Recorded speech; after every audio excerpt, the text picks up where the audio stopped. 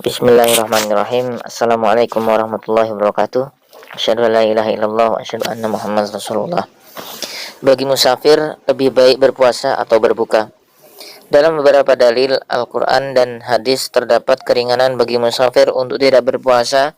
Di antara dalilnya adalah firman Allah Subhanahu wa taala di dalam surat Al-Baqarah ayat yang 184.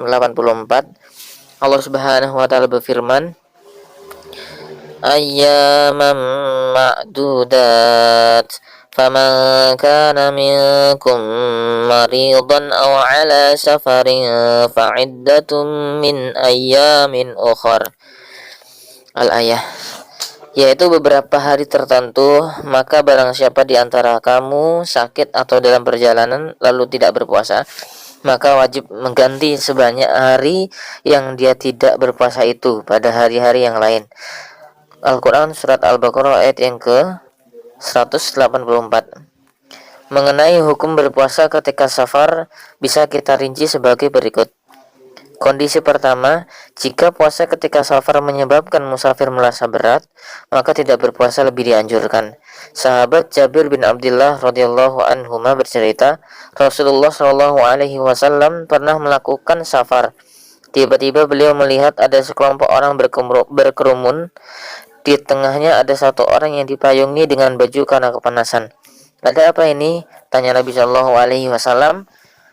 Dia sedang berpuasa, jawab mereka. Kemudian beliau bersabda, Laisa minal birri saumu fis safar. Bukan termasuk kebaikan berpuasa ketika safar. Hadis riwayat Bukhari halaman 1946. Termasuk juga ketika puasa membuat dirinya tidak bisa melakukan kegiatan secara normal, sehingga dia lebih membutuhkan bantuan orang lain. Dalam kondisi ini lebih dianjurkan tidak berpuasa. Sahabat Anas bin Malik radhiyallahu anhu menceritakan, kami pernah safar bersama Nabi Shallallahu alaihi wasallam. Orang yang paling bisa berteduh adalah orang yang punya banyak kain. Mereka berteduh dengan kain. Mereka yang puasa tidak bisa melakukan apapun. Sementara mereka yang tidak puasa, mereka menggiring onta, melayani yang puasa, mengambilkan air, memasak dan membuat tenda. Kemudian Nabi Shallallahu Alaihi Wasallam berkomentar, dahabal muftirunal yauma bil ajr. Hari ini yang tidak puasa memborong pahala. Hadis riwayat Bukhari halaman yang 2890. Hadis riwayat Muslim halaman 2678 dan yang lainnya. Kondisi kedua, puasa yang dilakukan ketika safar tidak terlalu memberatkan, tidak menyebabkan jadi lemah dan tidak mengganggu aktivitasnya. Untuk kondisi kedua ini, ulama berbeda pendapat tentang mana yang lebih afdal bagi musafir, tetap berpuasa ataukah tetap tidak puasa.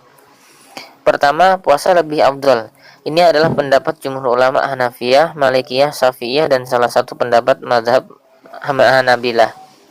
Dengan dalil Al-Quran surah Al-Baqarah ayat 184, A'udzubillahi minasyaitonir rajim, wa antasumu khairul lakum in kuntum ta'lamun. Al-ayah, dan puasamu itu lebih baik bagimu jika kamu mengetahui. Al-Quran surah Al-Baqarah ayat yang ke-184.